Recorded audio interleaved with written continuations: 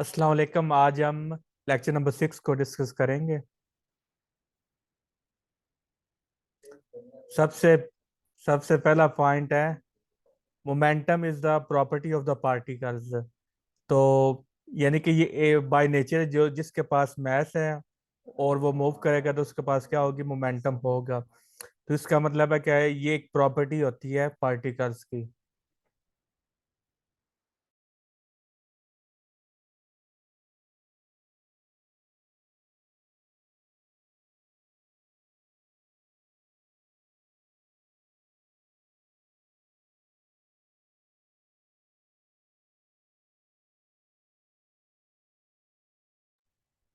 तो ये पार्टिकल्स की क्या होती है, प्रॉपर्टी होती है। तो मोमेंटम हमारा किसके इक्वल होता है, इसको हम डिनोट करते हैं कैपिटल पी से, और ये इक्वल होता है एम वी के। तो इसमें एम हमारे पास मास होता है और वी हमारे पास वेलोसिटी होती है। और ये क्या होती है, एक वेक्टर क्वांटिटी होती है। तो देखिए, जो law of conservation of momentum होता है, ये हमारा हर जगह ये हमारा कंजर्व रहता है। यूनिवर्स के जिस हिस्से में भी आप चले जाएं, ये हमेशा क्या रहेगा, कंजर्व रहेगा। इसका मतलब क्या होगा, इसके कंडीशन ही ये है कि कोई एक्सटर्नल फोर्स जो है वो एक्ट नहीं करनी चाहिए। तो तब ये लॉ ऑफ कंजर्वेशन मोमेंटम क्या रहेगा, कंजर्व रहेगा। तो ये बड़ा इंपॉर्टेंट एमसीक्यू है, ये इस दफा पेपर में भी आया था, कॉम्पटन इफेक्ट से रिलेटेड है। तो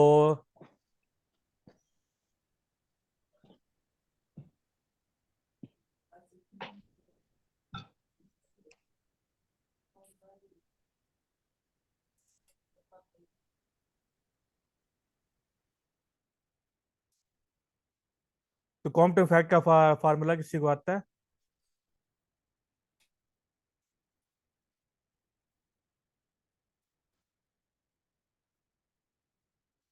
कॉम्पटन इफेक्ट का फार्मूला किसी को आता है?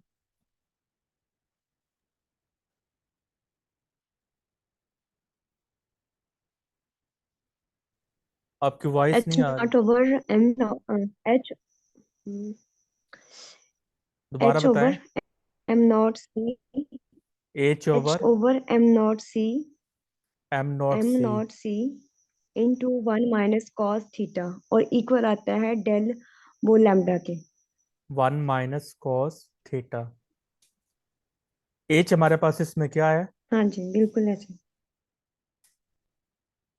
H G. Planck's constant. अच्छा, ये हमारे पास प्लांक्स कांस्टेंट है। और ये भी जी हम पढ़ते हैं, एच बार। इसको हम क्या कहते हैं, एच बार को?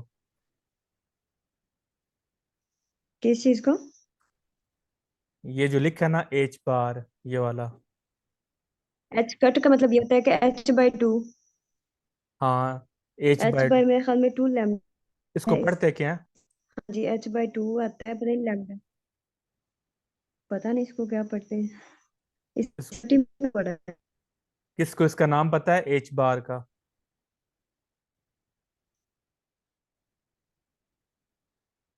आवाज और स्क्रीन शेयर सारा कुछ ठीक है ना?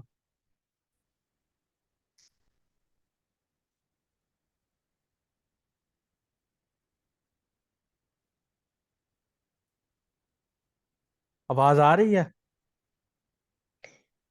हाँ जी सब आ तो रही है।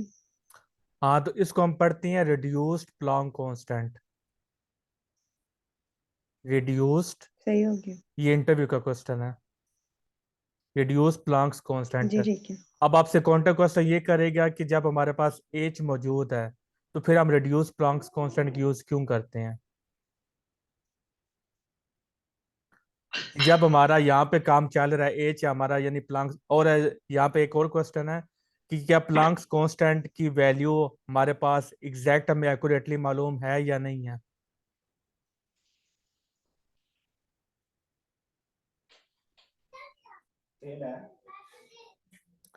प्लॉन्क्स कांस्टेंट की एग्जैक्ट वैल्यू क्या हमें मालूम है या नहीं है?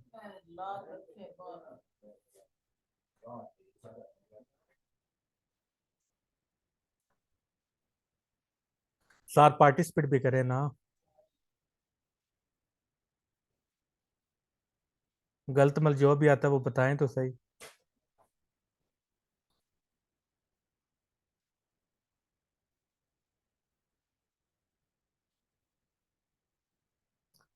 प्लांक्स कांस्टेंट के हमें एग्जैक्ट वैल्यू मालूम है या नहीं है?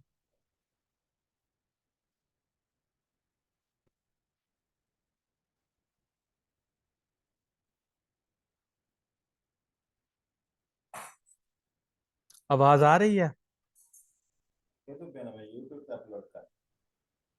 हाँ जी बिल्कुल आ रही है, बाकी पार्टिसिपेंट को शायद नहीं आ रही है आपकी। आप बता देना कि प्लांक्स तो कांस्टेंट बाकी की भी बोल देना। अब वो उनकी मर्जी है। तो प्लांक्स को एग्जैक्ट वैल्यू हमें मालूम है या नहीं है? ये बड़ा इंपॉर्टेंट कंसेप्चुअल टॉपिक है।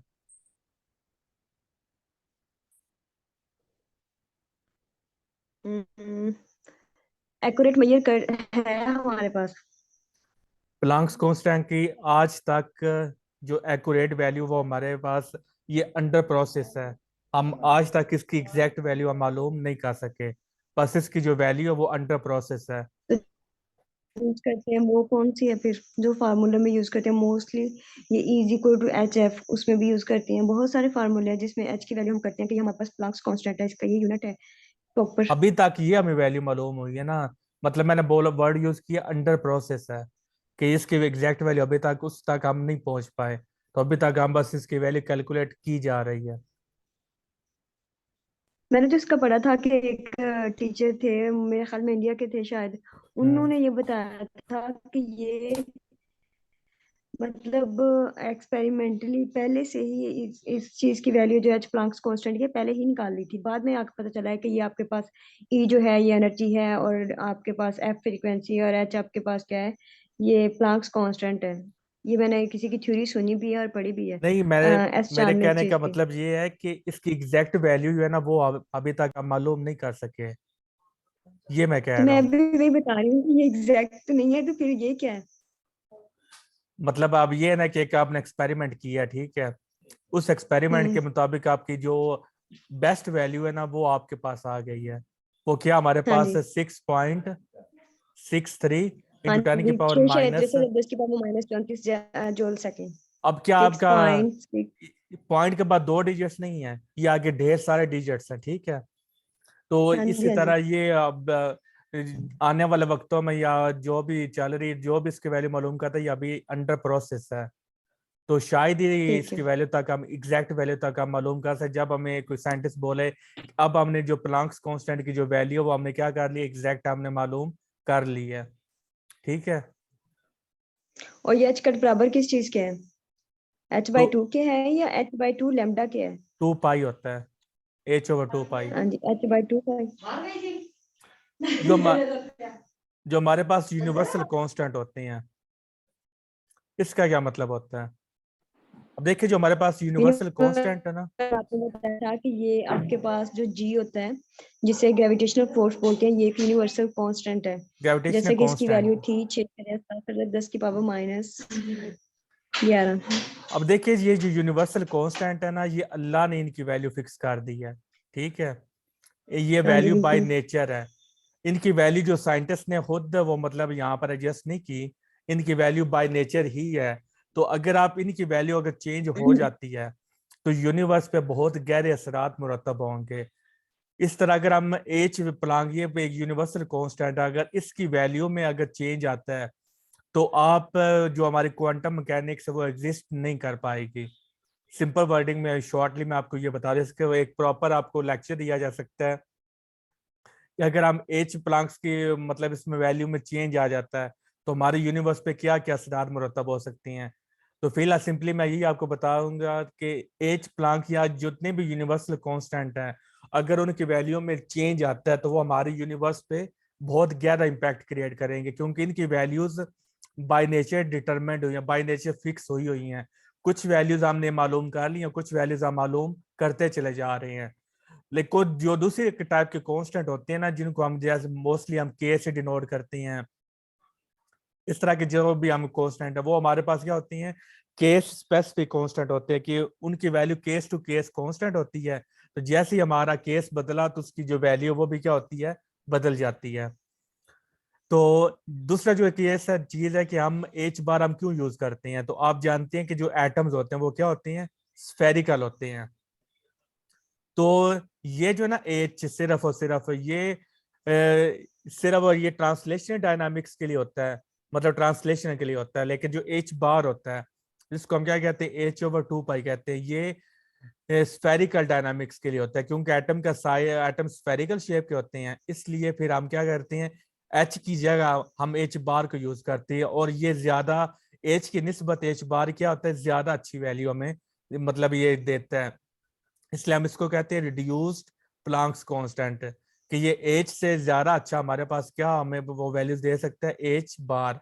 एच बार हम यूज क्यों करते हैं, क्योंकि एटम्स क्या होती हैं, स्फेरिकल होती हैं, और एच बार हम स्फेरिकल डायनामिक्स को ये रिप्रेजेंट करता है। इतनी बात क्लियर है। और एच किसको करता है, सर्कल को? एच लीनियर वो डायनामिक्स को शो करता है, लीनियर। लीनियर। ओके। इसमें ना आपको मैं वो इसके वो पूरा एच और एच बार में डिफरेंस ये आपसे इंटरव्यू में पूछा जा सकता है, तो इसका मैं पूरा नोट्स की फॉर्म में आपको वो मैं शेयर कर दूंगा। और दूसरी अब क्वेश्चन के एच बार की या एच की अगर हम वैल्यू में कोई तब्दीली करते हैं तो क्या क्या यूनिवर्स पे इम्पैक्ट क्रिएट होगा, तो ये दोनों क्वेश्चंस जो है ना वो नोट्स की फॉर्म में आपको शेयर कर दूंगा, ठीक है। अब देखें जो कॉम्पटन इफेक्ट है, इसकी कंडीशन क्या है, क्या हर जो इलेक्ट्रोमैग्नेटिक वेव है वो कॉम्पटन इफेक्ट दे सकते।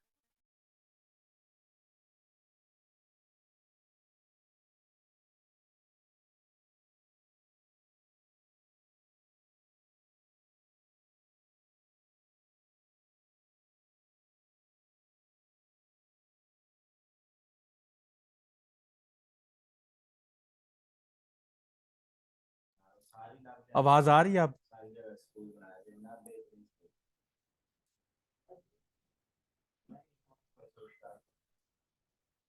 आवाज आ रही है?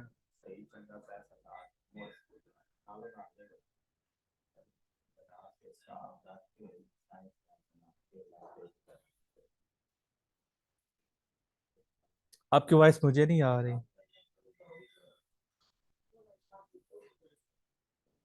जी जी, आपकी आ रही है।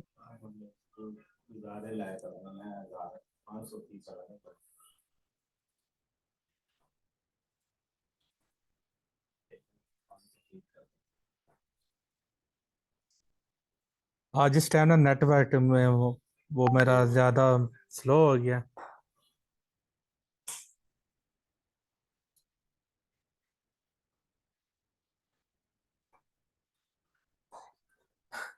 तो मैं ये कह रहा था कि कॉम्पटन इफेक्ट की कंडीशन क्या होती है, क्या हर इलेक्ट्रोमैग्नेटिक वेव कॉम्पटन इफेक्ट को शो कर सकता है।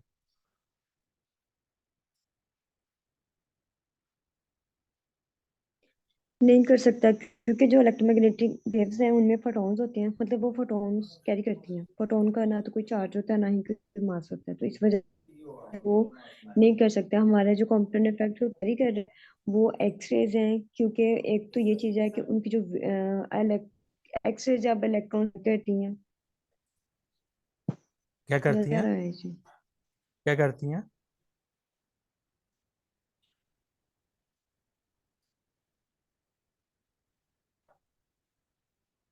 आपकी वॉइस नहीं आ रही है वो।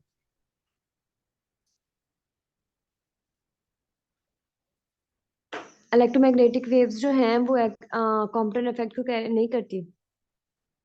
नहीं, मैं ये पूछ रहा हूँ कॉम्पटन इफेक्ट कौन सी, मतलब क्या हर इलेक्ट्रोमैग्नेटिक वेव वो कॉम्पटन इफेक्ट शो कर सकती है या नहीं कर सकती। नहीं, सिर्फ एक्सरेज करती हैं। रीजन? मेरे ख्याल में इलेक्ट्रोमैग्नेटिक वेव्स में फोटॉन होते हैं जो कि मेरे ख्याल में विजिबल होते हैं, आई थिंक ऐसा। यस, इस तरह का कोई सीन होगा इनका। नहीं, तो वो तो पूरी जो इलेक्ट्रोमैग्नेटिक वेव वो सारे उसमें फोटॉन्स ही होती हैं, चाहे आप कह लें रेडियो हाँ वेव, जी। माइक्रोवेव, तो सब फोटॉन ये में। भी तो हो सकता है। हाँ क्या? जी, तो सेम मैंने तो पढ़ा है कि सिर्फ इलेक्ट्रोमैग्नेटिक वेव्स में ही फोटॉन्स होते हैं। तो इलेक्ट्रोमैग्नेटिक वेव्स का पूरा स्पेक्ट्रम है ना, वो हाँ गामा जी, हाँ, रेस से बिल्कुल। स्टार्ट होके एंड किस पे हाँ जी, होता हाँ है, जी। रेडियो वेव्स पे। पता नहीं। अच्छा। ये आपको जुबानी आना चाहिए। जिसमें हमारे पास होती है गामा रेज, फिर जी। हमारे पास होती है एक्स रेज, फिर हमारे अच्छा। पास होती हैं अल्ट्रा वायलेट, और फिर हमारे पास अच्छा, होता है आगे। Visible region. विजिबल रीजन में आगे 7 होती हैं। सही। विजिबल रीजन को याद करने का तरीका क्या होता है? विग, VIB GYOR, विग यार। ये इसको याद करने का विजिबल स्पेक्ट्रम को तरीका है। तो इसके बाद हमारे पास होती है इंफ्रारेड वेव। इंफ्रारेड के बाद हमारे पास होती है माइक्रोवेव्स, और लास्ट पे हमारे पास होती है रेडियो वेव्स। तो जो आती है हमारे पास गामा रेज, इसकी एनर्जी सबसे ज्यादा होती है और इसके वेवलेंथ सबसे छोटी होती है, क्योंकि आप जी, जानते बिल्कुल। हैं एनर्जी और काम वेवलेंथ होता का है। आपस में इनवर्स रिलेशनशिप होता है। जिसकी एनर्जी ज्यादा उसकी वेवलेंथ यूनिवर्स कम। कम तो होगी। हाँ जी। और जो रेडियो वेव्स है ये हमारे पास सबसे लॉन्गेस्ट वेव्स होती हैं, और इनकी वेवलेंथ सबसे ज्यादा होती है, और इनका जो होती है एनर्जी वो सबसे कम होती है। तो रेडियो वेव में रेडियो फोटॉन्स होंगे, माइक्रोवेव में माइक्रो फोटॉन्स होंगे, इंफ्रारेड में इंफ्रारेड फोटॉन्स, यानी कि सारों में फोटॉन्स ही होते हैं। ये सारा इलेक्ट्रोमैग्नेटिक वेव का आपकी स्पेक्ट्रम है। आवाज नहीं आ रही। आवाज नहीं आ रही? नहीं आ रही। आ रही है आवाज? अब साफ आई है, पहले साफ नहीं आ रही थी। तो लास्ट मैंने कौन सी बात की थी? यही आप स्पेक्ट्रम के बारे में हाँ बता जी। रहे तो मैंने ये बता रहा था कि सारे ही जो वेव्स हैं ये सभी फोटॉन्स पे मुश्तमिल होती हैं। अगर हम गामा वेव की रेस की बात हैं। करें तो हम अच्छा। बोलेंगे ये गामा रे फोटोन पर मुश्तमिल है।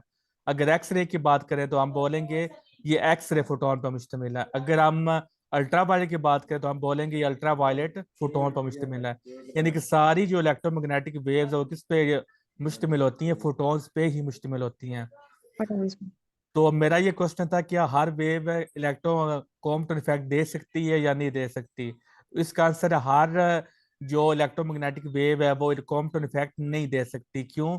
क्योंकि हमारे पास 3 किस्म के हमने इफेक्ट पढ़े थे। एक हमारे पास था फोटो इलेक्ट्रिक इफेक्ट, दूसरा हमारा था कॉम्पटन जी। इफेक्ट, और तीसरा कॉम्पटन हमारे पास होता है और पेयर पेयर प्रोडक्शन। प्रोडक्शन। ये तीनों इफेक्ट क्या हमें प्रूफ करते हैं? Particle nature. Particle nature. तो अगर हमारे पास फोटोन की एनर्जी बहुत कम होगी, जैसे आप देख सकते हैं विजिबल जो लाइट है वो भी क्या कर सकती है? फोटो इलेक्ट्रिक इफेक्ट को क्रिएट कर सकती है ना। तो यहाँ पर अगर हाँ उसके जी। विजिबल लाइट के आप देख सकते हैं यहाँ पर एनर्जी चौथे नंबर पर आ रही है, तो यानी कि इसकी एनर्जी कम है। तो ये फोटो इलेक्ट्रिक इफेक्ट हमें कौन दे सकता है? Visible light. तो विजिबल लाइट से अगर हम नीचे आए तो एनर्जी क्या हो जाती है? और कम हो जाती है। तो वो फिर जो एनर्जी और कम होने की वजह से बाकी जो है मतलब इंफ्रारेड, माइक्रो रेडियो वेव्स, ये इलेक्ट्रॉन को नहीं निकाल पाती। तो इसलिए ये हमें फोटो इलेक्ट्रिक इफेक्ट विजिबल ही को देता है। इसलिए हमें नाम भी इसका इसलिए रखा फोटो। फोटो का मतलब क्या होता है? लाइट। क्योंकि लाइट हमें किस में हमें नजर आती है? वो ये सारी मतलब इलेक्ट्रोमैग्नेटिक वेव्स है, लेकिन हमने नाम दिया फोटो का। फोटो का मतलब होता है लाइट। और लाइट हम किस चीज को लेते हैं? जो हमें नजर आती है, विजिबल स्पेक्ट्रम को हम लाइट कहते हैं।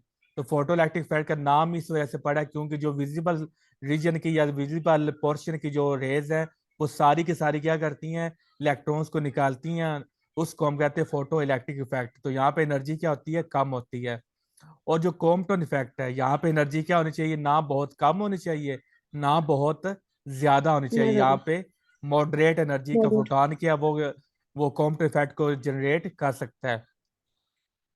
जो प्रे प्रोडक्शन है यहाँ पे एनर्जी सबसे ज्यादा होनी चाहिए, क्योंकि अगर 1.02 mega electron mega volt. Electron ये बहुत ज्यादा एनर्जी है। तो जब इतनी ज्यादा एनर्जी किसके पास होती है? गामा रे के पास। गामा रे का और एक्स रे के पास इतनी एनर्जी नहीं होती, यानी कि एक्स रे जो है ना वो पे प्रोडक्शन नहीं करवा सकता। तो गामा रे क्या कर सकता है? पे प्रोडक्शन करवा सकता है। तो यानी कि पे प्रोडक्शन में एनर्जी बहुत ज्यादा होनी चाहिए, क्वांटम में कम उससे कम होनी चाहिए, और फोटो इलेक्ट्रिक इफेक्ट में इनके निस्बत सबसे कम एनर्जी होती है। तो क्वांटम इफेक्ट में हार हम वो जो है वो यूज नहीं हम कर सकते। तो इसमें हमारे पास जो M0 है ये क्या होता है? इलेक्ट्रॉन का रेस्ट मास है। कि जब इलेक्ट्रॉन रेस्ट पे होता है तब उसका मास है। तो ये जो हम पढ़ते हैं ना 9.1 इलेक्ट्रॉन का मास है, तो ये इलेक्ट्रॉन का क्या होता है, रेस्ट मास होता है। और जब इलेक्ट्रॉन न्यूक्लियस के अंदर रिवॉल्व करता है, तो इलेक्ट्रॉन की न्यूक्लियस से जब रिवॉल्व करता है उसकी स्पीड कितनी होती है?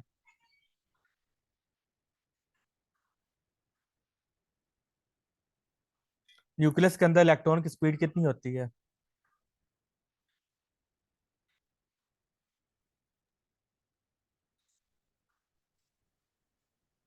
पता नहीं।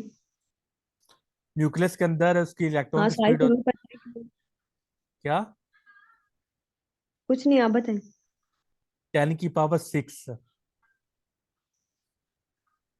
ये उसका स्पीड होती है, मीटर 10 पर पावर मीटर 6? पर सेकंड जी।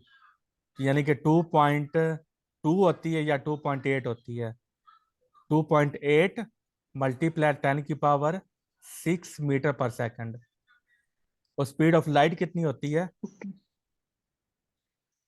3 × 10⁻⁸। यानी कि वहाँ स्पीड ऑफ लाइट होती है 10 की पावर 8।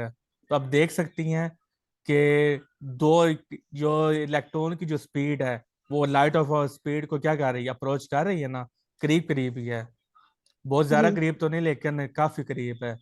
तो जब इलेक्ट्रॉन न्यूक्लियस के अंदर रिवॉल्व करता है तो वहां पे क्या प्रोड्यूस होगा, रिलेटिविस्टिक इफेक्ट होगा। क्योंकि अकॉर्डिंग टू आइंस्टाइन जब भी कोई body light of speed of light को अप्रोच करती है तो क्या जनरेट होता है, रिलेटिविस्टिक यानी रिलेटिविटी आती है। तो ये जो हम पढ़ते हैं ना, इलेक्ट्रॉन का मास 9.31 × 10⁻³ - 31 kg, ये इलेक्ट्रॉन का रेस्ट मास होता है। क्योंकि जब इलेक्ट्रॉन रिवॉल्व जी कर रहा होता है बिल्कुल। उसकी स्पीड होती है 10 की पावर 6, तो वहां पर उसका मास क्या हो जाएगा, रिलेटिविस्टिक हो जाएगा। तो इसलिए फिर हम ये हमारा क्या होता है, रेस्ट मास होता है। तो ये आपको क्लियर होना चाहिए।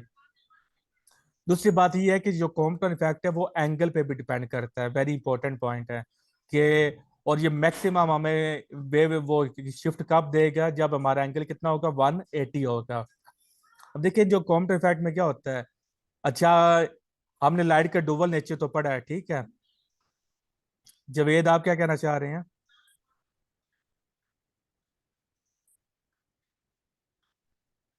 आपका कोई क्वेश्चन है? अगर आपकी बोल नहीं सकते तो वो आप चैट में लिख सकते हैं। आवाज आ रही है आपके यहाँ, इंटरनेट का इशू है? आवाज आ रही है ना मेरी? क्लियर नहीं जी। था, वरना वो भी नजर नहीं आ रही है आज। आज ना और बार बार इंटरनेट बंद होती है, खुद ही स्टार्ट हो जाती है। आज इंटरनेट का ना यहाँ पे काफी इशू है। वो जो है ना 10 साढ़े 10 बजे तब इंटरनेट मेरे पास ठीक होता है।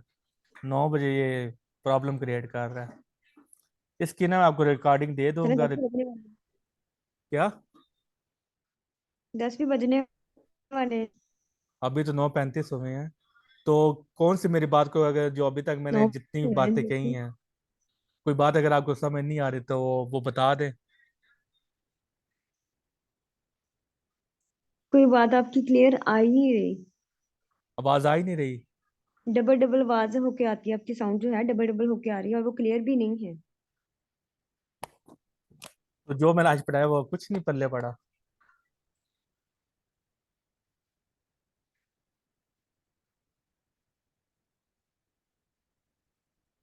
मैंने जो पढ़ाया वो कुछ समझ नहीं आया।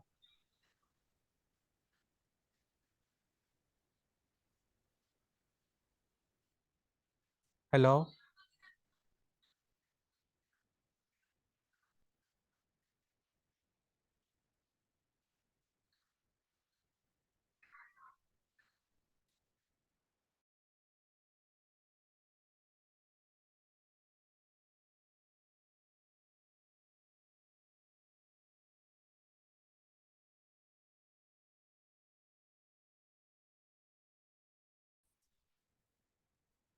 मैं ये कह रहा था कि आज कुछ पल्ले नहीं पड़ा।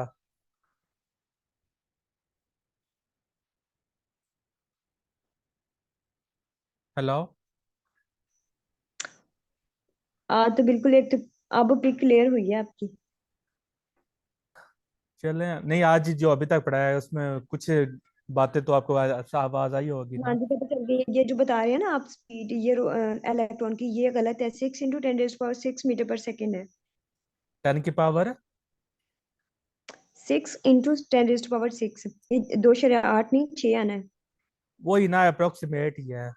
कहीं पर 2.2 लिखा है, कहीं कहीं पर 2.8। ये एग्जैक्ट वैल्यू नहीं है, आप बता सकते। नहीं नहीं, ये 6 × 10⁻6 है, ना कि 2.8 ज़रब दस की नहीं पावर नहीं, छः है। ये आपने कहाँ से मैंने देखा अभी है? रिसर्च की है। अभी रिसर्च किया है इंडियन ऑथर से। मैंने उनके बकायदा उनके चैनल पे जाके इसका सोल्यूशन भी देके फिर वैल्यू बताई है आपको। मुझे स्क्रीनशॉट भेजिए। रुके।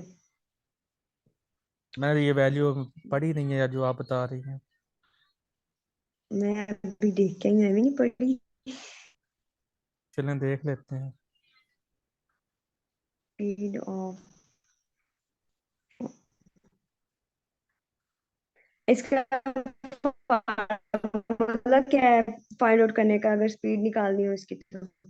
इलेक्ट्रॉन की हाँ जी बिल्कुल सेम। यहाँ से भी निकल आती है। वही। डिफरेंट फार्मूलाज होते हैं जहाँ से आप निकाल सकते हैं।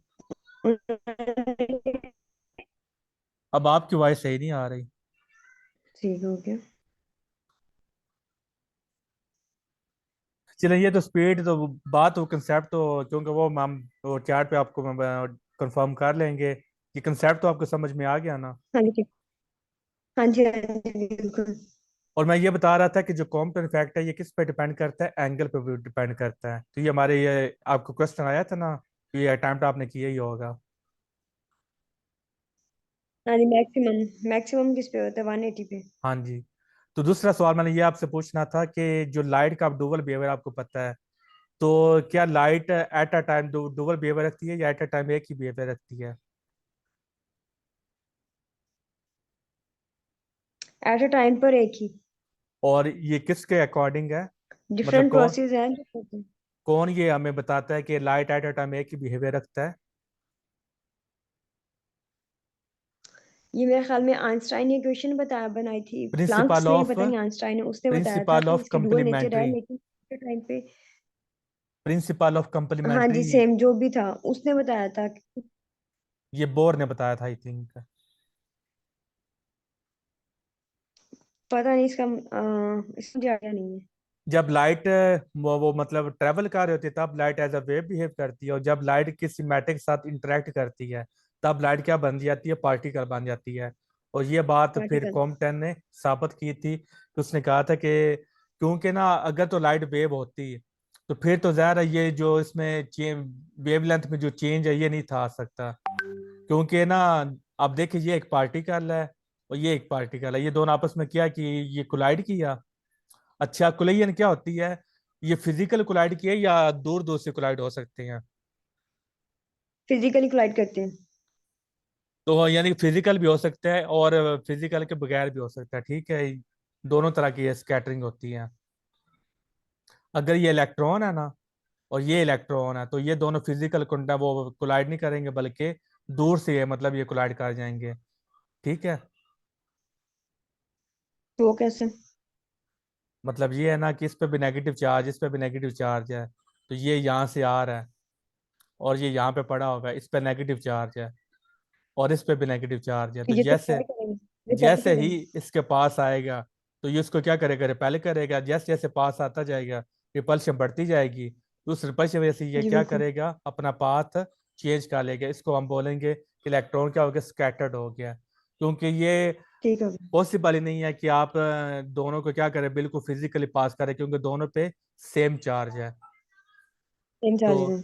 लेकिन इसको भी हम बोलेंगे स्कैटरिंग। ये आगे जो स्कैटरिंग के टाइप्स है ना उसमें ये सारा हम पढ़ते हैं कि फिजिकल स्कैटरिंग कौन सी होती है और इस तरह की स्कैटरिंग कौन सी होती है।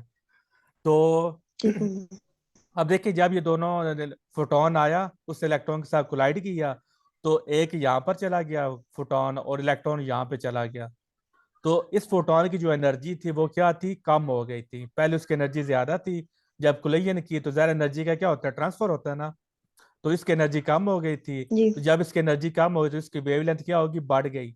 तो उसने यही डिटेक्ट बढ़ के। किया कि इसकी वेवलेंथ में कितना चेंज है, जिसको हम क्या बोलते हैं, कॉम्पटन वेवलेंथ या कॉम्पटन शिफ्ट। शिफ्ट भी बहुत है। हाँ जी। तो उसने ये हम्म। देखा था कि क्योंकि एनर्जी इसने ट्रांसफर की है, लिहाजा इसकी एनर्जी कम हुई है, या एनर्जी कम है तो उसकी वेवलेंथ तभी बढ़ी है। तो इसलिए उसने ये एक्सपेरिमेंट प्रूव करता है कि ये कॉम्पटन इफेक्ट पार्टिकल नेचर को बताता है। ये इंटरव्यू में आपसे पूछेंगे कि किस तरह कॉम्पटन इफेक्ट हमें बताता है कि लाइट पार्टिकल है, ठीक है। हमने कौन सा इंटरव्यू में जाना है? इंशाल्लाह अच्छा सोचते हैं। अब आपने कहना कि ना, आप देखे आज हमने सिर्फ 2 पॉइंट्स पढ़े हैं और लेक्चर एंड होने वाला, सिर्फ 3 मिनट रह गए हैं। तो यानी कि मैं साथ में एक्स्ट्रा चीजें बताता रहता हूँ, इसलिए फिर हम आप आपको जल्दी ऐसा, से पढ़ा दें। आपको ये जो आज कुछ बताया, ये क्या ये जरूरी नहीं था? बताएं। जी इम्पोर्टेंट। यानी कि आप ना वो कंसेप्ट आप, इम्पोर्टेंट था। हाँ जी, इसलिए अब आपको ऐसा लगेगा कि जी मैंने 2 सेशन आज लिए हैं, तो मैंने जी ये बस ये 2-3 पेज पढ़ाए हैं। लेकिन साथ में ये देखें जो मैंने साथ में एक्स्ट्रा चीजें बताई वो मैंने आपको कितनी बताई हैं, वो सारे डिटेल भी सारी बतानी होती है। जी। तो आज आपने क्या सीखा? आपने ये जी सीखा है बिल्कुल। कि जो यूनिवर्सल कांस्टेंट होते हैं इनकी वैल्यू अल्लाह ने फिक्स की हुई है, इनकी वैल्यू तब्दील करने से यूनिवर्स में उसमें इफेक्ट आ जाएगा। बहुत कुछ कांस्टेंट की वैल्यू हमें एग्जैक्ट मालूम है, कुछ को यूनिवर्सल कांस्टेंट की वैल्यू हमें एग्जैक्ट मालूम नहीं है। ये सारी बातें आज आपने सीखी हैं। नेक्स्ट पॉइंट है कॉम्पटन वेवलेंथ जी डिपेंड्स अपॉन द बिल्कुल ऐसे। स्कैटरिंग। ये स्कैटरिंग पे डिपेंड करता है, मतलब एंगल पे डिपेंड करता है। कैप्टन। एनर्जी ऑफ फोटोन कितनी होती है ये आपने जुबानी याद करनी है। ये इंपॉर्टेंट है, 1.71 इंटू 1.7 टेन की power 4 electron volt. Electron volt. अच्छा, जॉल बड़ा यूनिट है या इलेक्ट्रॉन वोल्ट बड़ा यूनिट है? जूल। शाबाश। जॉल क्या है? ये बड़ा वन यूनिट होता है, इलेक्ट्रॉन जो, ये बड़ा बात यूनिट सुने, है जॉल। 1 इलेक्ट्रॉन वोल्ट जो है ये बराबर होता है 1.6 इंटू 10⁻⁹ जूल के। अब आई थिंक आपका नेट नहीं ठीक है, ऐसा ही है। मेरी आवाज आप सही आ रही है या मेरी भी आप कट कट के आ रही है? आपकी ठीक आ रही है। अब आपका इंटरनेट का इशू हो गया। ये आई थिंक पाकिस्तान में ना आज वो होता है इसलिए। आप ये कह रही है ना कि 1 जॉल किसके इक्वल होता है? 1.6 इंटू 10 की पावर मैं माइनस। आपसे ये बोल रही हूँ, 1 इलेक्ट्रॉन वोल्ट जो है अच्छा, ये है इक्वल 1.6 इंटू 10⁻⁹ मैंने उल्ट लिख दिया। जूल के। वन हाँ जी इलेक्ट्रॉन आपने वोल्ट उल्टी। हाँ जी बिल्कुल। तो ये हमें क्या बताता है? यही बता रहा है ना कि जॉल बड़ा यूनिट है और इलेक्ट्रॉन वोल्ट छोटा यूनिट है। हाँ जी बिल्कुल। तो क्यों? मैंने भी तो ये क्योंकि, बोला है कि जूल बड़ा है। हाँ जी, तो यही मैं भी बता रहा हूँ यार, क्योंकि ये माइनस है ना, तो माइनस का हाँ जी हाँ मतलब है जी। ये बड़ा यूनिट है और ये छोटा यूनिट है। अगर यहाँ छोटा पे यूनिट है। +19 होता, तो +19 अगर तो यहाँ ये पर फिर होता, इलेक्ट्रॉन, फिर जॉल ने छोटा हो इलेक्ट्रॉन के जाना पास। था और इलेक्ट्रॉन वोल्ट ने बड़ा हो जाना था। वेरी इंपॉर्टेंट पॉइंट, एक फोटोन हमेशा एक ही इलेक्ट्रॉन के साथ इंटरेक्ट कर रहा है। ये नहीं होता कि एक फोटोन जी 15-20 या हजारों इलेक्ट्रॉन को उसने घेरा हुआ, ऐसा नहीं होता। एक फोटोन एक ही इलेक्ट्रॉन को वो रिमूव कर सकता है या उसके साथ इंटरेक्ट करेगा, ठीक है।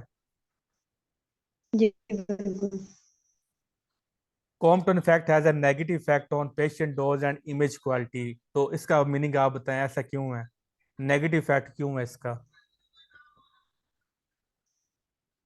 और अब ना लेस देन 1 मिनट रह गया है, तो ये लेक्चर सेव करने में 5 को मिनट लग जाने हैं। तो यानी कि नेक्स्ट लेक्चर फिर जी हमारा 5 से 10 मिनट के अंदर होगा, ठीक है। ठीक हो गया। तो आपने ऑनलाइन रहना है क्योंकि ये मीटिंग सेव होनी है। जी तो बिल्कुल। इस नेक्स्ट लेक्चर फिर हम इसको डिस्कस करते हैं। ठीक हो गया। ओके। ओके अल्लाह हाफिज़।